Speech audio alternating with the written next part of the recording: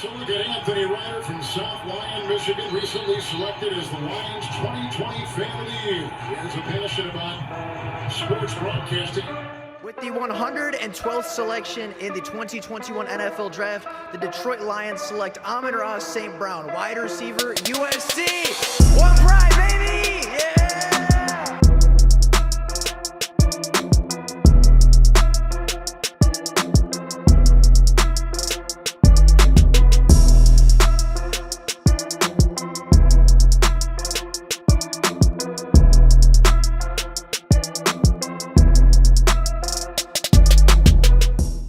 What is going on, everybody? Welcome back to another Detroit Lions video. The Detroit Lions have a quick turnaround this week. After playing a division rival at home on Sunday afternoon, they have just 4 days to prepare for another division rival coming to their house on Thanksgiving Day, as they are set to take on the 4-6 Green Bay Packers on Thursday afternoon. Kickoff at 12:30 on Thanksgiving morning. The Detroit Lions play their annual Thanksgiving game versus a very familiar division foe. Now, the Detroit Lions currently sit at 8-2, coming off of a very, I would say, undeserved win versus the Chicago Bears, but a hard-fought win nonetheless, while the Green Bay Packers currently sit at 4-6, coming off a very, very hard-fought W versus the LA Chargers last week in Green Bay. So both teams are coming off of a victory. Both teams have a little bit of momentum coming into this game, and both teams have the same amount of rest and preparation. So neither side is really getting a major advantage there. But today we're going to take a look at the rest of this matchup. We're going to take a look at the matchups. We're going to take a look at how this game went last time, where each team ranks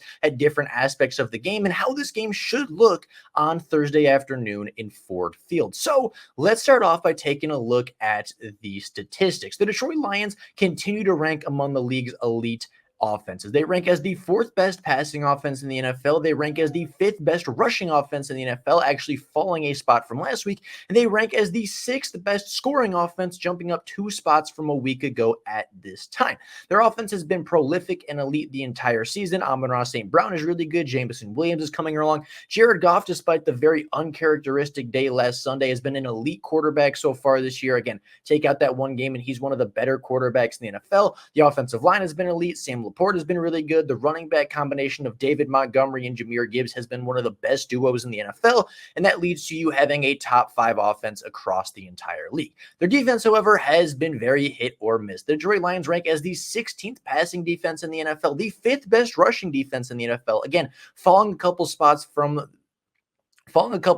last Sunday after facing the Chicago Bears, and currently ranked now as the 22nd ranked scoring offense. Last weekend, I believe they were the 18th. They fell a little bit after allowing 26 points to the Chicago Bears. So the Detroit Lions continue to be the team that they have been all year. A prolific, elite offense and a very mid to slightly below average defense that is really, really elite at the run defense somehow, but can't seem to get to the quarterback. On the flip side, the Green Bay Packers are kind of the opposite. Their offensive statistics are very, very poor, ranking just the 19th best passing offense in the NFL, the 21st best rushing offense in the NFL, and only the 20th ranked scoring offense across the league. But their defense is much tighter. They rank as the 7th best passing defense despite missing Jair Alexander for a majority of the season thus far. They rank as the 28th rushing defense, which we saw last time the Lions traveled to Lambeau Field, running all over the Packers, as has most of the teams they've played this year. But their scoring defense is really, really good. So actually kind of the opposite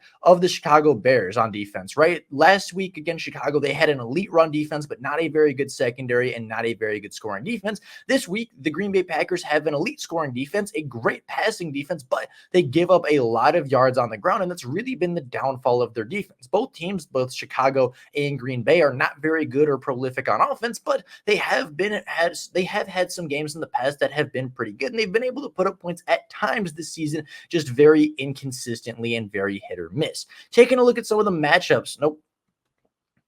Taking a look at the last time these two teams played, the Detroit Lions ended up taking a 14-point victory, scoring 34 points on the road and holding Green Bay to 20 points, forcing multiple turnovers off of Jordan Love and coming away with a huge victory in Week 4 on Thursday Night Football. The biggest part of this victory The Detroit Lions rushing the ball 43 times for 211 rushing yards and 3 rushing touchdowns. David Montgomery having 32 of those carries for well over 100 yards and trucking his way into the end zone 3 different times for the Detroit Lions, all of which were career highs at the time for David Montgomery.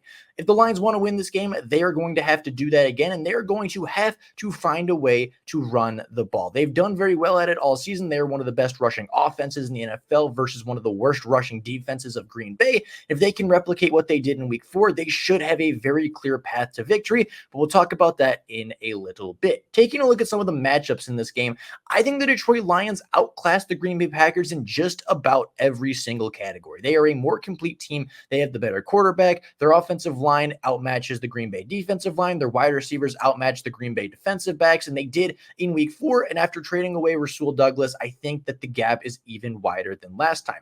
I think our running backs are better than the Green Bay linebackers, although I do have a lot of respect for Green Bay's linebackers. I think Quay Walker is incredibly talented, although he does make a couple boneheaded decisions here and there. He's an incredibly talented linebacker, as is Devondre Campbell, a former Pro Bowler for the Atlanta Falcons, I believe actually a former All-Pro for the Green Bay Packers. Their linebacking core is really, really good, but their DBs and defensive line has been hit and miss across the board. Rashawn Gary is very good. Everybody else across that front seven is pretty mid to below tier. And then again, the tight ends had a big day last week. Had a big day last time against Green Bay. Sam Laporta had a great game in his 4th career start for the Detroit Lions, and I do expect him to have another good game this time around at Ford Field. The Detroit Lions also have the advantage of having the superior quarterback play as well as the superior head coach and coaching staff up to this point in the 2023 season.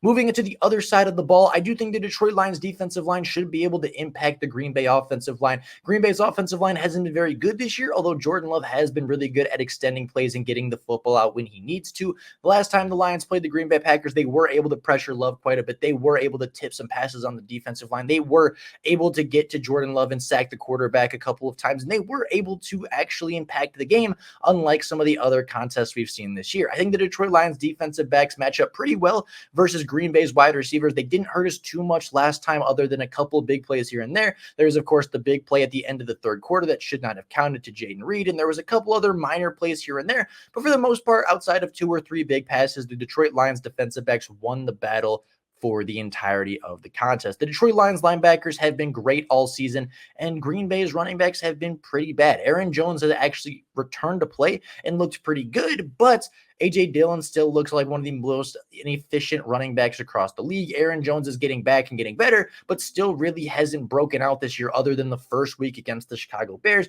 And then taking a look at our safeties versus the tight ends of Green Bay, I do think our safeties should be able to match up and erase the tight ends for the most part, although I do think Luke Musgrave is a pretty solid rookie tight end. I do think Kirby Joseph should be able to take him away sooner or more often than not. Now, taking a look at the keys to this game for the Detroit Lions. Like I said, they need to run the ball. David Montgomery had career highs in carries and touchdown runs in week 4 versus the Green Bay Packers. If he can do that again, not even necessarily getting 34 carries, if he can get 20, 25 carries for 100 yards and 2 touchdowns like he did last time, if he can just have a really solid game, continue to move the sticks, continue to convert in the red zone, continue to be the engine to this offense, the Detroit Lions should have no problem taking this game in a landslide. They are a more talented football team. They are a better coached football team, and they have every single tool to make this game a 14, 17-point contest, especially knowing that they have the home field advantage on Thanksgiving Day in a prime time slot. They should absolutely have every single advantage they need to put this game away early and really, truly not make this game close at all. If the Detroit Lions can run the ball well, not turn the football over, and contain Jordan Love, they should have no problem winning this game. And when I say contain Jordan Love, I think they need to keep him in the pocket because Jordan Love has been very hit or miss this year. There have been plays where Jordan Love is struggling to complete a screen pass, and there have been plays where Jordan Love scrambles out of the pocket and makes a crazy sidearm throw, looks like prime Aaron Rodgers, looks like the 3rd coming of the Hall of Fame quarterback for the Green Bay Packers. And then there's, again, he goes back to the plays where he's missing screen passes, where he's missing really easy shots over the middle. It's a very give and take with Jordan Love. Some plays he looks elite. Some plays he looks like the worst quarterback in football. And there's not really a whole lot of in between. So if the Detroit Lions can contain Jordan Love, force him to throw from inside the pocket, force him to play within the system, take away that take away that escapability, take away the improvisation to Jordan Love's game, I really don't think he's going to be that dangerous. And I do trust the Detroit Lions rush defense to take away Aaron Jones, take away A.J. Dillon like they did last time, and be able to make the Packers offense one-dimensional and then take away Jordan Love's passing ability from there. I do expect at least one turnover from the defense, and I expect them to not give up any more than 21 points like they did the last time that they went to Green Bay. The Lions defense has played really well versus Green Bay the last couple of times, going back even to the first game in 2022. They have had a really good day so far, and really the last three contests, they've been great versus Green Bay's offense. There's no reason they should give up more than 21 points. There's no reason they shouldn't come away with at least one, if not two turnovers, and really bounce back defensively from a statistical standpoint. They have all the pieces they need to do so, and they have all the reason in the world why they should win this game in a landslide. I think Green Bay is arguably even a worse team than the Chicago Bears. I think the Chicago Bears have some more pieces, especially on offense. I think they're a little bit more dangerous as a football team, and I do think the Chicago Bears are a better football team than the Green Bay Packers at this point. I think they're a more talented team, and I don't think we're going to see that close of a game as we did a week ago. So, with all of that being said, I think the final score for this game is going to be 31-23. I know I said I expect the Detroit Lions to hold them within 21. I think that should be the expectation, but I do not trust this defense to hold any team within 3 touchdowns. So I do think 23 is a pretty reasonable thing, and I do think 31 is what we should expect from this Detroit Lions offense week in and week out. They are the home team. They are the better team. They've already beat Green Bay once on the road. They should be able to do it again at home. They are the better football team. They should dominate this game start to finish. And as long as they don't play a game like Sunday where they turn the ball over 4 times, where they give up massive third and long plays, they should be able to put this game away at halftime, and they should be able to cruise their way all the way through to a 9-2 start on the 2023 season. Now, that being said, I don't think Green Bay is going to just roll over and necessarily not give the Detroit Lions a contest, right? I do think Green Bay has some good pieces. I like the Green Bay linebackers. Jair Alexander is a great all-pro. Rashawn Gary, I think, is a very underrated pass rusher. Kenny Clark is a very underrated defensive tackle. Jordan Love, as I said, has been hit or miss, but when he's on, when he is hot, he is a really, really tough quarterback to stop. Aaron Jones has had our number several times in the past. Green Bay is not a bad football team. They're not an untalented football team, but they are a very incomplete football team. Their offensive line has been in shambles for a while. Their pass rush outside of Rashawn Gary and Kenny Clark, they really don't have that second tier pass rusher to go along with them, which makes their defensive line really good at sometimes and really, really poor at sometimes. Their secondary with Jair Alexander is pretty good. Their secondary without Jair Alexander is pretty bad. So it's really going to depend on if he plays. It's really going to depend on if Rashawn Gary and Kenny Clark can show up, whether our offensive line can be healthy and sustain that. And really, I think that the Detroit Lions are just a more complete, more well-rounded football team with a better coaching staff at home. Everything on paper points to the Detroit Lions being massive favorites. I believe they opened up as 8.5-point favorites at home versus the Green Bay Packers. And I think they will cover the spread and potentially even make it a bigger gap than it was the last time. It was a 14-point game the last time. I think it could turn into that, if not a wider gap this time around. So with all that being said, that is all I have for you guys today. Let me know down in the comments below what you think about this football team. Do you think the Detroit Lions should dominate this game, or do you think it's going to be another close division matchup, seeing the Detroit Lions narrowly escape with either a victory or a hard-fought defeat? I'd be very curious to what you guys have to say, but with all of that being said, that's all I got for you guys right now. Thank you all so much for watching.